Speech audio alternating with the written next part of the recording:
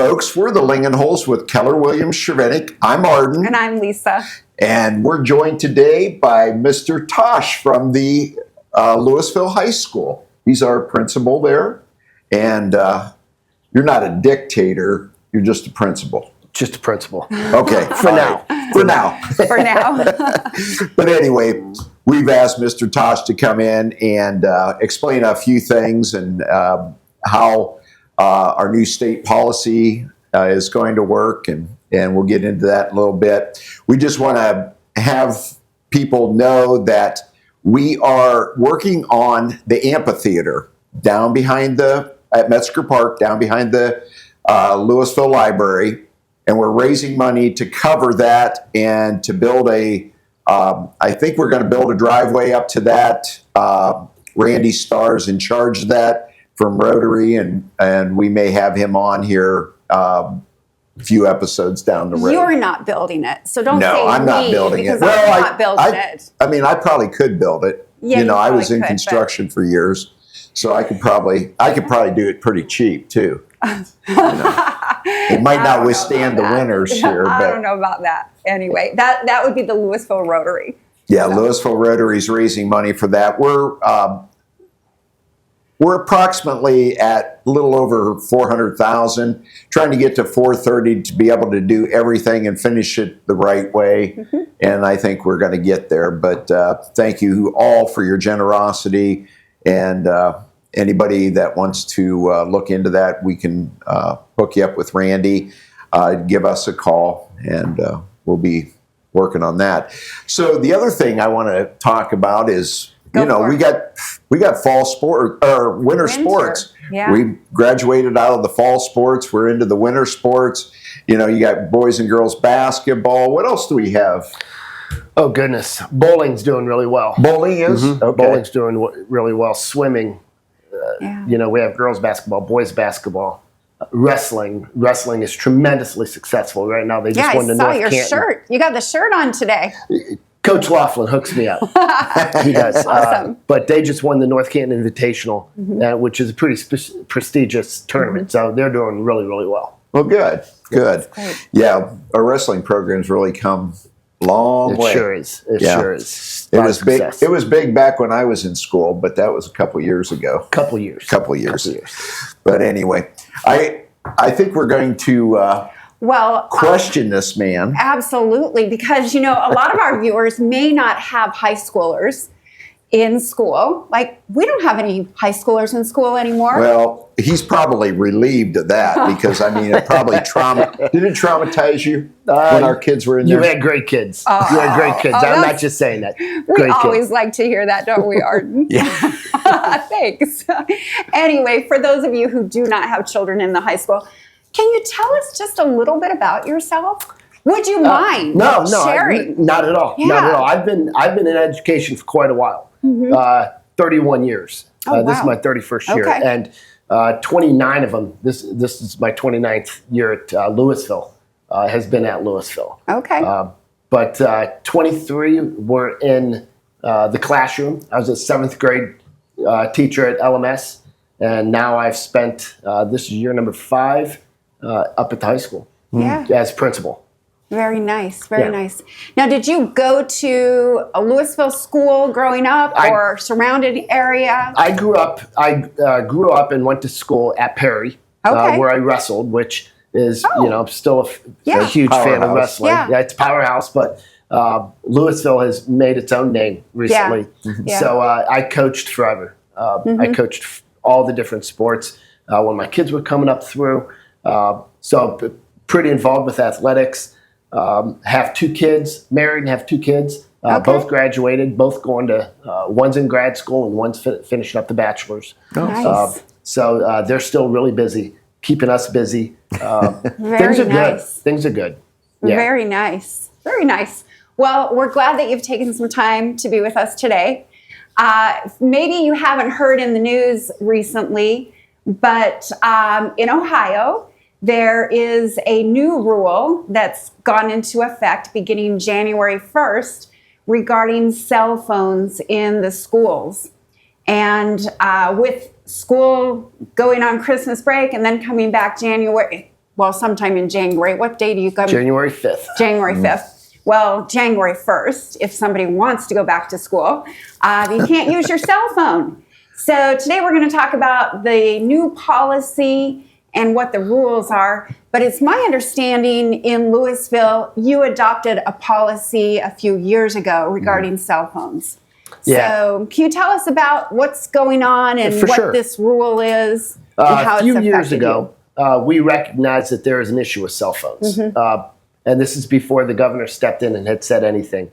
And we knew that we had to limit the usage, personal devices in the classroom because kids were getting on them. It was a distraction for teachers, students, and so forth. So we instituted what we called the threshold rule, which meant that when students entered the threshold of the classroom, that they had to surrender their phones into pocket charts. And then the teachers would use these pocket charts to take attendance. And once they left the classroom, they would get their devices back. Some of them got on their phones in the hallways. They had 4 minutes to do it. Okay. But then they would have to surrender it again. And then the other difference is they were allowed to use their personal devices during lunch. They couldn't make phone calls, but they could get on their personal devices because we believed that, or at least at the high school level, it's different from my philosophy about the middle school. It's different, but at least at the high school level, they're one step away from being adults. Okay, and so we thought letting them have them at lunch was an acceptable alternative, and it's worked really well. Our cell phone infractions have dropped. Kids don't get on them during class anymore. It worked really well. But Governor DeWine, I think, wanted to do what he thought was best for the entire state of Ohio because some schools had policies, some didn't. So he basically threw down the blanket and said, the new policy beginning January 1 will be that students cannot be on their phones during the instructional school day, which would be for us 7:40 a.m. when the tardy bell rings to 2:19 at dismissal. Okay. So that kind of overrides your policy a little bit. It sure does, yeah. Unfortunately, I think because what we had, the teachers loved, the kids appreciated the fact that we weren't just taking them away. But, times are changing. Is there any way, you can't tweak that at all. You have to stay on the law. Yeah, it's pretty clear that the personal devices have to be gone from the beginning of the instructional day to the end. Tell us how you do that. How I implement it? Yeah, how are you going to well, we that? had some schools around the area had started to they implemented this new policy in August. Oh. But what we had was working, so we said, okay, we're going to keep it going until January, until we have to. Yeah. And so leading up to this, I've included it in my newsletter the last couple months, and I put it on my social media account. And actually, right before we left for break, I addressed all the students in the cafeteria during their lunch mods about, guys, unless you've been living under a rock, you know what's coming. Yeah. And so it shouldn't come as a surprise to anybody, but we have to be consistent, within the building, and by consistent I mean the teachers have to be consistent, in enforcing it, and the consequences have to be consistent, just like raising kids. You have to be consistent, you have to follow through, and the kids have to know exactly where the guardrails are at, and if you step out of those guardrails, consequences are going to have to follow. Now, do they leave them where? They're going to be able to keep them on them during the school day because the one thing I wanted to do was I wanted to make sure that the kids still had their cell phones in, God forbid, the case of an emergency. Yeah, I was going to ask you about that. So what I tried to do was make the switch over as seamless as possible. So the students are still going to be able to carry their phones. They have to be powered down. And the students have been made aware of this. They have to be turned off, and they're still going to surrender their phones at the when they cross the threshold. Because I still want the teachers using that as an attendance record, and then they'll pick them up when they leave, and they'll just carry them with them. But at no times are they allowed to power on, be on their cell phones, or there will be consequences. Are you going to randomly check, or just kind of take it at face value that they got them off? Well, they're going to have to put them in the phone pockets. We have clear. That's a good question. We have clear pocket charts, so they're going to have to put them face out so the teachers can see. Because some listen, not that any students would try to pull a fast one, but, turn their phone around and face the inside so you can't tell it's on. Yeah. But they can't wear, and the other big difference is they've never been able to have AirPods. The last few years, they've not been able to have AirPods in. But the new policy also, because of personal devices, they're going to have to surrender their Apple Watches or smartwatches. I was going to ask, what about a watch? They're going to have to put them into the pocket charts as well. Okay. All right. Because the smartwatches today can get on social media. They can do everything a phone can do pretty much. Yeah. So those have to be surrendered as well. Oh, my goodness. Awesome. This is a lot of information. I'm so glad I'm not in high school. You're lucky you're not in high school because you don't go anywhere without your cell phone. They didn't have cell phones. You and me both. Well, why don't we go ahead and take a break at this point, and we'll come back and we'll ask Mr. Tausch a few more questions. Awesome. We'll be right back.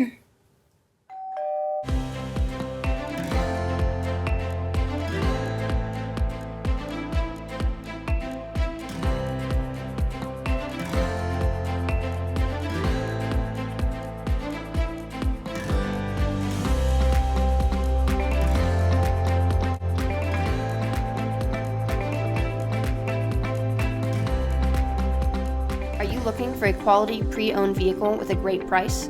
Then check out Ted's Auto Sales. Ted's has a great selection of vehicles and will find you the right one that fits your needs. Ted's was founded on trust, integrity, and respect, and has been serving in the Louisville, Ohio and Lingenhoel Township area for over 65 years. So call Ted's today at 330-875-9401. Ted's Auto Sales, Louisville's premium pre-owned dealer. Did you know that when you invest in your smile, you're investing back into your Stark County community? Welcome to Thomas Dental. My name's Tanya. I'm Dr. Mike's practice manager. Every day, we're investing back into our community. Here are just a few of our community efforts. Here at Thomas Dental, our mission is bringing smiles back to our community, one smile at a time.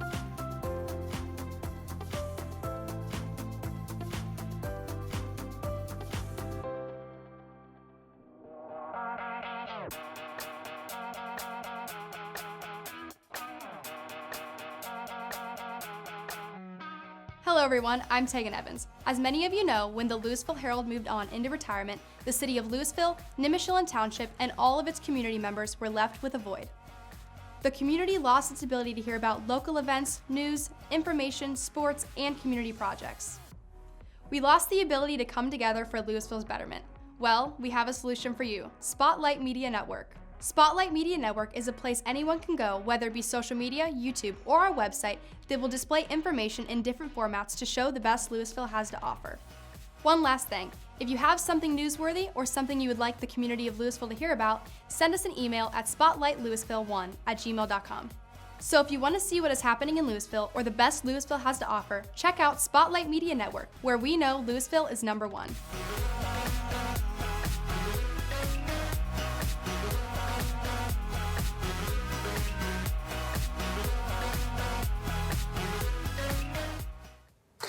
Welcome back, everybody. Hey, we have Mr. Tausch from the high school. He's our principal there, and we've been talking about a few things. One of the things I wanted to talk to you about was at graduation this year. Yeah. You know, our daughter graduated. Everybody was handing you Matchbox cards. Yeah. And so you had a whole box there of Matchbox cards. One could say. One could say. Now, are you giving those out for Christmas presents? No, I'm not. It's funny. It started a few years ago, and they started with golf balls. And everybody that came up on stage gave me a golf ball. Oh, I'd like that Pro Vs, right? Yeah, I've used them. Well, there were no Pro Vs. They were all, the top flights and so on. But anyway, it was awesome. And I think it's become almost a tradition now, and for 3 years now. Last year, the year before last, they had rubber ducks. Mm-hmm. I remember and then this that. past year, they gave me like toy trucks, toy cars, and so on. But and there was a bunch of. There was a big box. And so what I did was I pulled out about a dozen of them because I'm collecting them into my office, along with the rubber ducks and the golf balls, and making kind of like a little display. But The other ones I sent down to North Nim. Oh, did you? Kiddos, yeah. Oh, that's cool. That's wonderful. Yeah, that's cool. Wonderful. Well, hey, we're talking a little bit about the new cell phone policy that Governor DeWine is implementing, and it'll start January 1st. You guys aren't going back till the 5th. Correct. So on the 5th, the kids come in, kind of walk us through it, and then I kind of know what to expect because of the last time we implemented it. First of all, we have great kids at Louisville. Yes. We really do. And so the first day that we implemented the current policy, there was grumblings on the first day. Some kids pushed back a little bit on that first day, but I can honestly say that after that first day, smooth sailing. So what I anticipate with this new policy starting January 5th is there'll be a little bit of pushback on day one, but as long as, we're clear, consistent on our expectations, hold them accountable, the students will fall in line, and it will be business as usual before the end of the week.